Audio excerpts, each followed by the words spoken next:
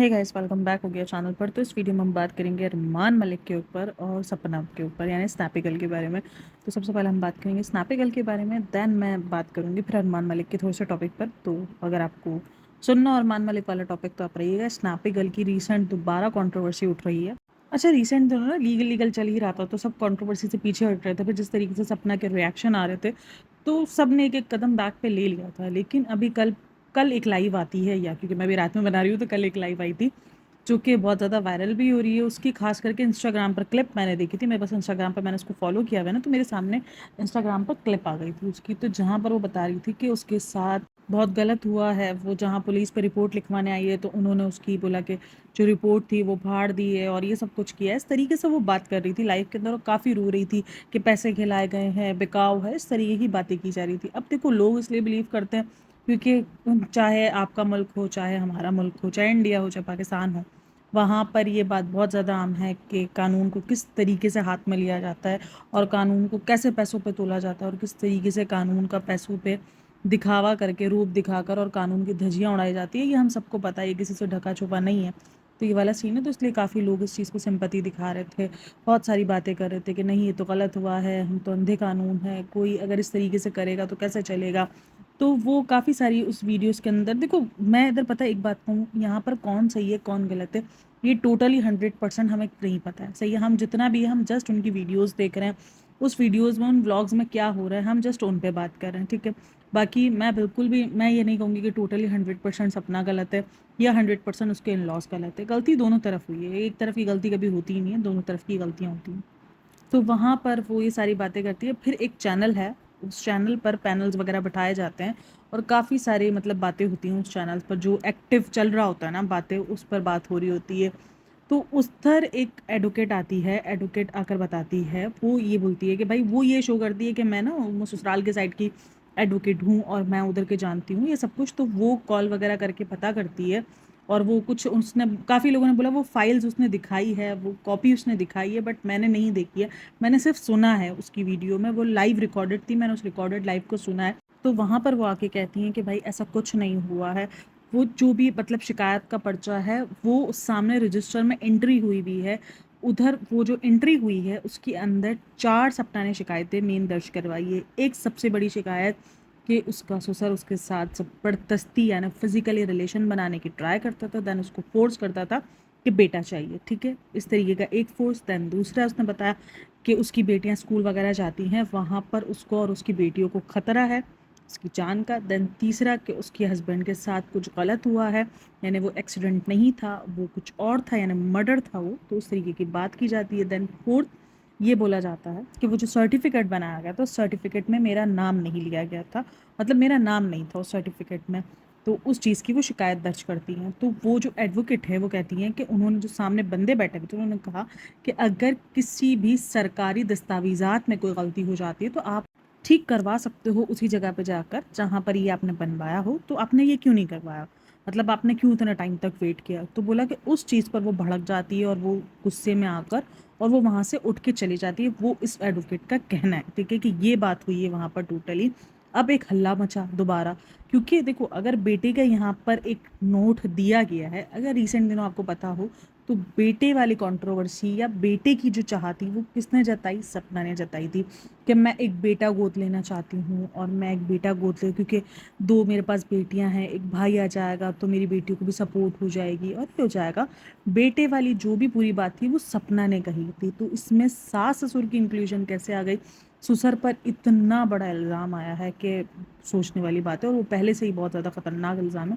और ये पहली बार नहीं हुआ है, ये बहुत बार पहले भी इस बात का जिक्र हुआ है। अब जो इसकी जिठानी कह लो, रिश्तेदार वाली जो बहू है, रेखा, वो सॉरी मानसी करके जिसका चैनल है, वो अपने ब्लॉग में आके बताती कि हाँ उस पर बेटे का प्रेशर था, लेकिन वो आईवीएफ के थ्रू था, यानी उसके ससुर को ही, मतलब ससुर वाला ही बच्चा चाहिए था वो, लेकिन वो आईवीएफ से चाहिए था, वो फिजिकल के लिए नहीं सीन आया उसने बोला, लेकिन उसने आईवीएफ का नाम लिया।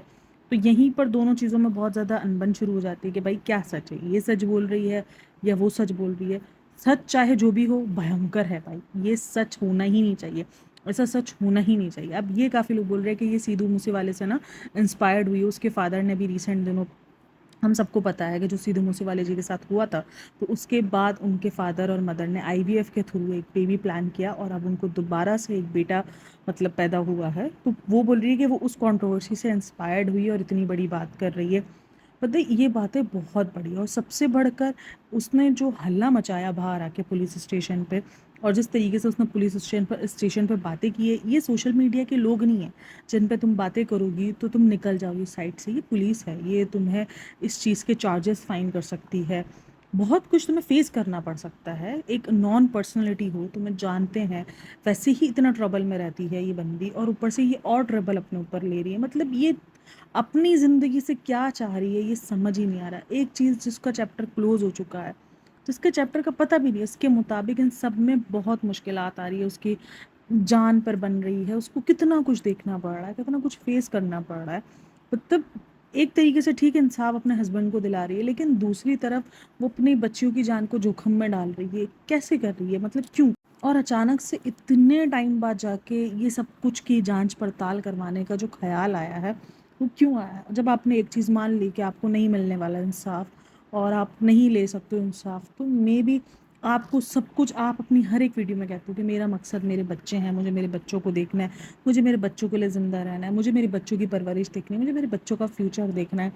तो उस फ्यूचर पर सुकून से बैठ कर आप अपनी ज़िंदगी गुजारो ना। आप काफ़ी लोग बोलते हैं उसको बैठने नहीं दिया जाता। यार इग्नोरेंस नाम की भी कोई चीज़ होती है। जब आपको पता है कि वो आपको मेंटली पीस आपका बर्बाद होगा, आप फिज़िकली टॉर्चर में जाओगे, इट्स ओके, इग्नोर इट। आपके पास बहुत अच्छी ऑडियंस है जो आपको प्यार करती है, जो आपको देखना चाहती है, जो आपके डेली व्लॉग्स देखना चाहती है, और आप इतना तो अर्न करते ही हो अपने चैनल से कि आप एक अच्छी डिसेंट अमाउंट इस बगैर कंट्रोवर्सी के कमा कर अपने बच्चों को दे सकते हो। आपके मुताबिक आपको प्रॉपर्टी का कोई लालच नहीं है, तो उसी प्रॉपर्टी का हर वीडियो में जिक्र क्यों? जब एक चीज़ की लालच ही नहीं है आपको, तो उस चीज़ का जिक्र बार बार क्यों किया जाता है कि हाँ प्रॉपर्टी निकालने के लिए, मुझे प्रॉपर्टी से निकालने के लिए किया गया, मुझे ऐसे इसलिए किया गया क्योंकि उनको पूरी प्रॉपर्टी चाहिए थी। देखो जिस चीज़ को आपको इंटरेस्ट ही ना हो, अगर आपको इंटरेस्ट नहीं है प्रॉपर्टी में, अब वो किसी को भी दें, वो दान करें, वो आग लगाएं, वो किसी को दे दें, वो इसको बांट दे, वो उसको बेच दे, आपका हेटिक होना ही नहीं चाहिए वो, क्योंकि आपको तो इंटरेस्ट ही नहीं रहा। आप खुद कह रही हो कि भाई मुझे नहीं इंटरेस्ट, बस मुझे मेरा सुकून चाहिए, मुझे मेरी बच्चियों का सुकून चाहिए, मुझे मत तंग करो, मुझे मत छेड़ो, आपको जो करना है आप करो। रिसेंट दिनों में सपना की कंट्रोवर्सी में बहुत ज़्यादा ट्विस्ट एंड टर्न आए हैं।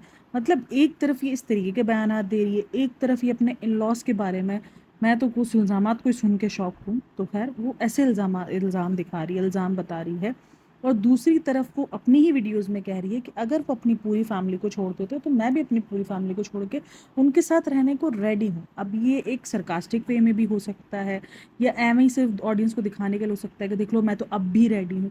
क्यों रेडी हो? मतलब आपने इतनी मुश्किल से उस जंगल से, उस चुंगल से आपने आज़ादी पाई है, आप फिर क्यों उस जगह पे जाने को रेडी हो रही हो जहाँ पर आपके मुताबिक आपको फिजिकल टॉर्चर और आपकी इज्जत तक महफूज नहीं है? आप उस घर में जाने की सरकास्टिक वे में भी कैसे बात कर सकते हो? अगर आप उसको सरकास्टिक वे में या किसी को ट्रोल करने के लिए, किसी को सुनाने के लिए भी बात कर रहे हो, तो आप कैसे कर सकते हो? भाई अगर आप और मैं हूँ उस जगह पर और हमें पता होगी इस जगह जाने से हमारी इज्जत को खतरा है, तो हम उस जगह से 100 गज दूर बैठेंगे और वहाँ पर हम ये बोल रहे हो कि नहीं मैं अपनी फैमिली छोड़ने को रेडी हूँ, आप अपनी फैमिली छोड़ो, हम अकेले रहेंगे, यानी आपको बचाने वाला कोई नहीं, आपके ना आसपास, ना आपके पीछे, ना आपके आगे, ना कोई आपके दाएं, ना कोई आपके बाएं।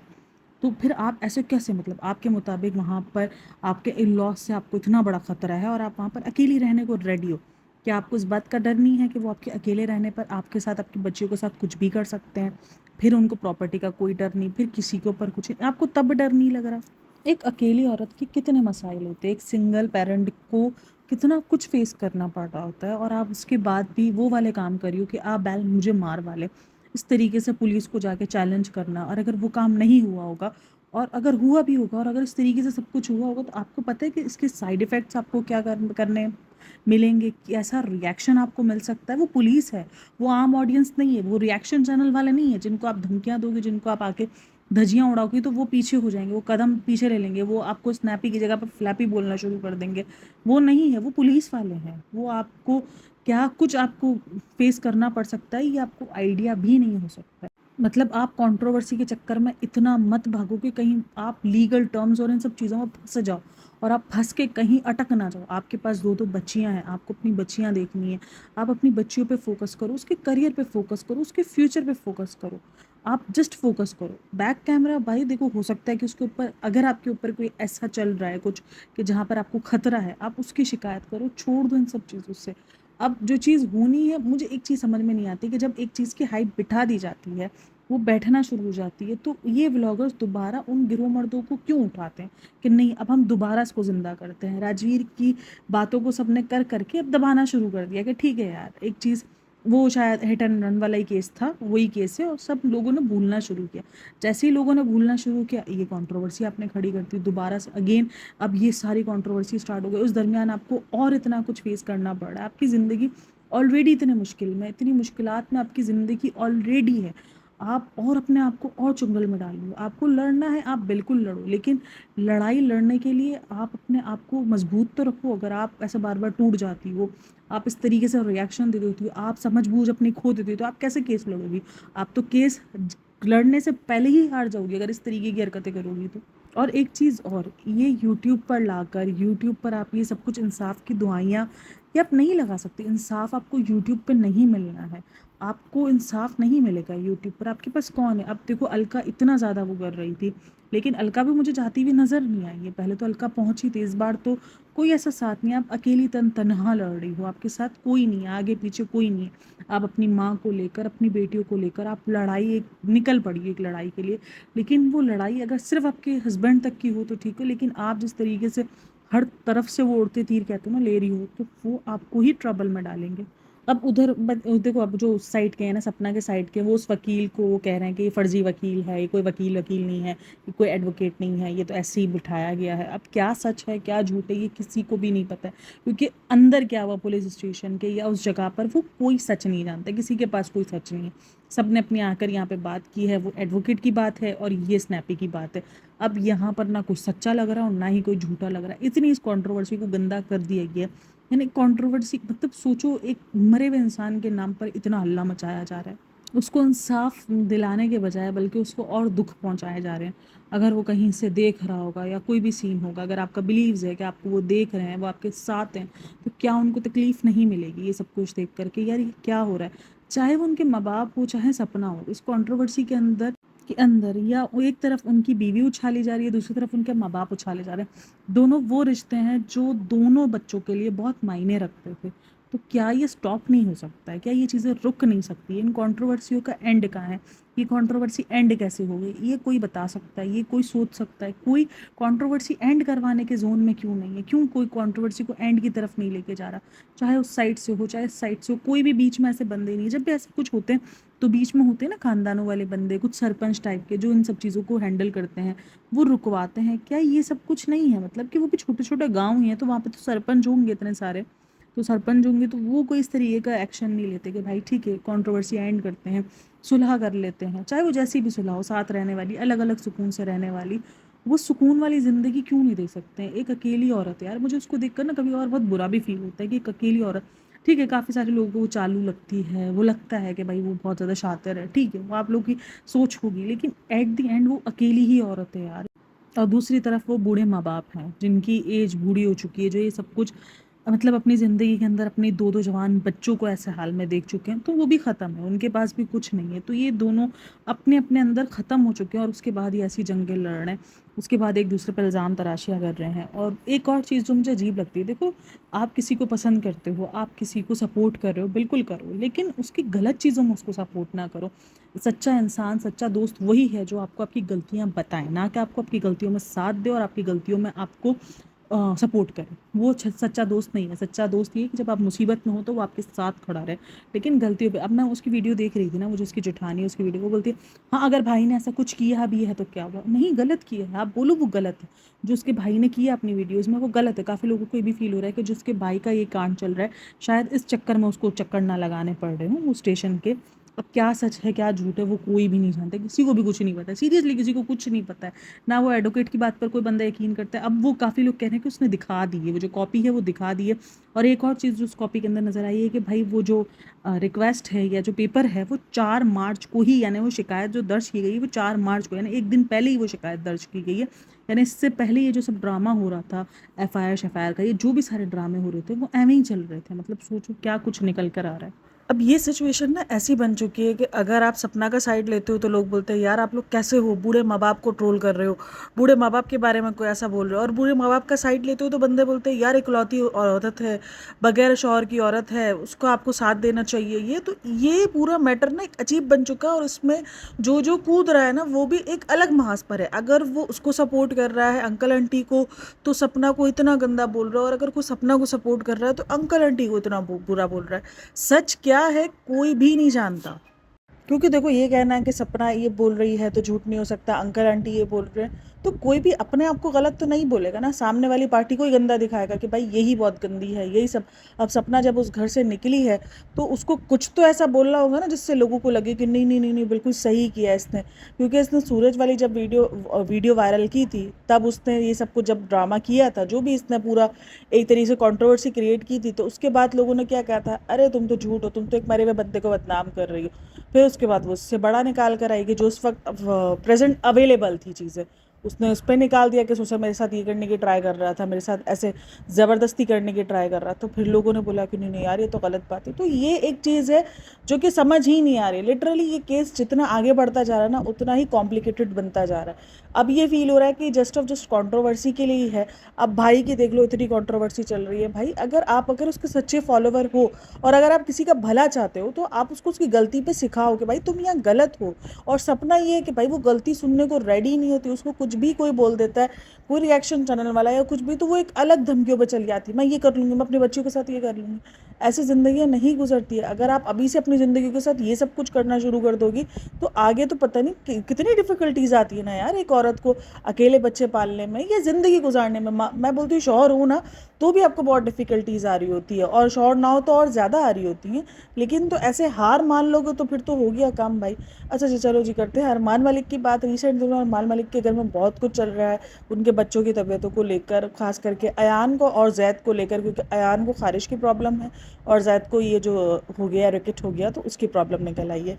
तो अगर वो दोनों प्रॉब्लम्स देखोगे उसके बाद उनको एक टॉपिक मिल गया है कि अब बस कर दो, अब बस कर दो, हमें 40 लोगों की टीम चलानी। तो भाई 40 लोगों की टीम को कम कर दो, सिर्फ 5 लोग रख लो, ख़त्म करो, ताकि इतनी मेहनत ना करनी पड़े ना। इतना आके रोना धोना मचाया है। भाई काम कर रहे हो अपने लिए कर रहे हो, अपनी टीम के लिए कर रहे हो, अपने आप को बढ़ाने के लिए कर रहे हो। लेकिन अगर ऑडियंस को ओपिनियन दे रही है, ऑडियंस का क्या ओपिनियन है कि भाई तुम्हारे हिसाब से अब बच्चे की बीमारी दिखा रहे, ठीक है, फुल टू बच्चे की बीमारी दिखा रहे कि बच्चे इतने बीमार है, बच्चों के साथ ये हो रहा है वो हो रहा है। जब ऑडियंस अगर ये कमेंट में लिख रही है कि जब बच्चे इतने बीमार है तो तुम दोनों में से कोई एक रह लो, या तुम लोग ये जो बाहर जो घूमना फिरना कर रही हो वो नहीं करके बच्चों पे फोकस कर लो, तो इनको मिर्ची लग जाती है, इनको गुस्सा आ जाता है। अरे तुम कौन होते हो सिखाने वाले, अरे तुम कौन। तो भाई तुम एक चीज़ बता रहे हो, तुम एक चीज़ दिखा रहे हो, तुम्हारे हिसाब से तुम्हारे बच्चों की कंडीशंस बहुत बुरी है। इनके हिसाब से देखा जाए, अगर इनकी वीडियोस में देखा जाए तो ये जिस तरीके से रो रहे हैं, जिस तरीके से ये लोग बातें कर रहे हैं, तो इनके बच्चों की कंडीशन इनके हिसाब से बहुत बुरी चल रही है। तो लोग बोलेंगे ना भाई, जब अगर बच्चे की कंडीशन बुरी है तो तुम अपनी दूसरी चीज़ों को साइड में रखकर,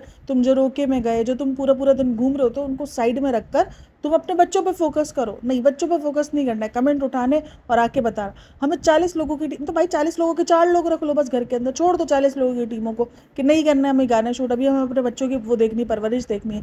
जब एक बच्चे को आप इस दुनिया में लेकर आए हो, 3-3 बच्चों को आप एक साथ दुनिया में लेकर आए हो, तो उनकी रिस्पॉन्सिबिलिटी भी तो है ना। और आप लोग तो दो दो हो भाई, यहाँ पे तो एक भी सीन नहीं है कोई एक रह ले एक चले जाए। नहीं, अगर ऑडियंस उनको कोई सलाह दे दे तो ये आ जाते अब बस कर दो, अब बस कर दो। तो भाई तुम भी बस कर दो, फिर तुम भी फिर इस चीज़ को इतना बवाल ना मचाओ। सिंपति तुम्हें जो है वो एक हाईफाई वाली बीमारी वाली सिंपति चाहिए, और जब रिएक्शन चाहिए तो वो तुम्हें एक नॉर्मल बीमारी वाले रिएक्शन चाहिए। तो ये सब कुछ पॉसिबल नहीं हो सकता है। मतलब अब इनका रिसेंट दिनों ना बहुत ज़्यादा निकला है। अभी जैसे उस दिन भी ये निकला कि अयान के एडिट्स बनाना बंद कर दो, ये कर दो। ये तो मुझे भी बुरा लगता है कि देखो किसी की मतलब जो एडिट्स वगैरह हैं वो बहुत एक तरीके से ना उन्हीं पार्ट्स के बनाए जाते हैं जब वो बच्चे तकलीफ़ में होते हैं। लेकिन वो तकलीफ़ वाली चीज़ें दे भी कौन रहा है आपको? वो तकलीफ़ को देखकर इतना बुरा फील हो रहा है कि यार आप लोग ऐसे एडिट्स बना रहे हो, तो वो तकलीफ़ वाली वीडियोस दी किसने हैं? वो सब कुछ कैप्चर किसने किया? आप लोगों ने तो कैप्चर किया है। ये डबल फेस क्यों? अब पायल यहाँ पर ये बता रही है एडिट्स बनाना बंद कर दो, आप लोगों ने ऐसे एडिट्स बनाए कि अब वो खारिश कर रहा है, वो रो रहा है और मुझसे तो आगे देखा भी नहीं जा रहा। तो बहन ये सब कुछ तुम्हारे ही व्लॉग से उठाया गया है, ये तुम्हारे ही व्लॉग्स की क्लिप है। उसने कोई तुम्हारे घर में सीसीटीवी कैमरा थोड़ी, तुम्हें कोई अलग से थोड़ी कैप्चर किया था। तो सोचो, तो तुम्हें इतना डिस्टर्ब कर रहा है वो चीज़ देखकर, तो वो जब व्लॉग बन रहा था तब डिस्टर्ब नहीं हुआ, जब वो व्लॉग अपलोड किया तब डिस्टर्ब नहीं हुआ। अजीब बंदे हैं, मतलब ऐसे बजता रहे हैं जैसे किसी ने इनकी जो ना वो वीडियो साइड में से बना ली हो, छुप के बना ली हो और इनको कुछ पता ही ना हो, ऐसे रिएक्ट कर रहे हैं। तो ये तो क्या चीज़ बोलेंगे इसको। खैर ये तो एक अभी चल रही है कंट्रोवर्सी इनकी रिसेंट दिनों, और अच्छे व्यूज़ भी आ रहे हैं, तो अभी ये टाइम चलेगा इनका। जैसे अभी लक्ष्य वाली कंट्रोवर्सी थी, उसको टाइम लिया था उन्होंने ना, तो इस कंट्रोवर्सी को भी टाइम लेंगे। अच्छा, सपना की कंट्रोवर्सी में आप क्या कहेंगे मुझे लाजमी बताना। देखो सही गलत ना सपना की कंट्रोवर्सी के अंदर बिल्कुल मानंद होता जा रहा है, कौन सही है कौन गलत है लिटरली आप किसी को कुछ नहीं बोल सकते हो, कुछ नहीं बोल सकते, क्योंकि आपको समझ ही नहीं आ रहा। आप उसको सही बोलोगे उसको गलत बोलोगे तो कहानी ख़राब हो जाएगी, यहाँ ये कहानी ख़राब हो जाएगी। तो ये कहानियाँ बहुत ख़राब चल रही है। हाँ, इतना समझ में आ रहा है कि अब सपना ओवर हो रही है, सपना बहुत दिनों से ही ओवर चल। देखो जब वो ससुराल से निकली थी ना, उसके 1-1.5 हफ्ते तक सबने उसको सपोर्ट किया, 15 बल्कि महीने दिन तक सबने सपोर्ट किया। उसके बाद उसको बोला कि भाई मूव ऑन, जब सामने वाले तुम्हें कोई रिएक्ट नहीं करे तुम मूव ऑन कर जाओ। वो मूव ऑन करना आहिस्ते आहिस्ते स्टार्ट हुई, सामने वालों की तरफ से रिएक्शन आने स्टार्ट हुए, फिर वो खामोश हो। फिर तो ये कंट्रोवर्सी को शायद कोई भी बंद होने ही नहीं देना चाह रहा, और वो कंट्रोवर्सी बंद ही, और एंड में जब सब कुछ बंद होने को आया तो ये राजवीर जी की कंट्रोवर्सी निकाल दी गई। और वो देखो मुझे ऐसा फील हो रहा है कि उस मरे हुए बंदे को बेचारे को यूज़ किया जा रहा है जस्ट और जस्ट अपने इस कंट्रोवर्सी को बढ़ा करने के लिए कि हाँ चलो ठीक है, अब हमारे पास इतना बड़ा मेन मुद्दा पड़ा है तो इस पर तो हमें अच्छे खासे व्यूज़ मिल सकते हैं, अच्छे खासी सारी चीज़ें मिल सकती है। अब काफ़ी लोग बोलते हैं ऐसे व्यूज़ लेने के तुम्हें भी तुम्हारे साथ भी ऐसा सब कुछ हो। मुझे लिटरली बुरा लगता है सपना के लिए। मैं, अगर आप मेरी वीडियो सुनोगे, मैं कभी भी हार्श रिएक्शन सपना के लिए नहीं दे सकती हूँ, इवन किसी के लिए भी नहीं। हार्श रिएक्शन देने वाले हम कौन होते हैं यार? अपनी ज़िंदगी में कोई क्या फेस कर रहा है हमें लिटरली नहीं पता। हम जो चीज़ देख रहे हैं जस्ट उसका रिएक्ट कर रहे हैं। जो चीज़ दिख रही है वो बहुत बुरी दिख रही है, वो बहुत बुरी कैमरे पर आ रही है। तो खैर आप लोग अपनी राय लाजमी शेयर करना। Thanks for listening, watching, take care, bye bye, अल्लाह हाफिज़।